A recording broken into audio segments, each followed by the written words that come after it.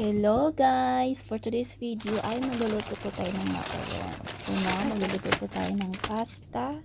Ibulong po natin at slice po natin yung chorizo na pahaba. At pagkatapos, i-ready na po natin ang pasta pagluto na. At i-heat po natin yung kawali at prituin natin yung chorizo para maging crispy po. And then, sibuyas, igisa na po natin hanggang sa maluto.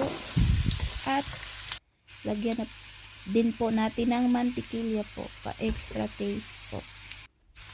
Tsaka lagyan ng tomato sauce. Pagkatapos, ilagay po natin yung chorizo na naprito. And then, lagyan ng ground cheese. Para mas masarap po. At pagkatapos haluin, ilagay na po yung pasta.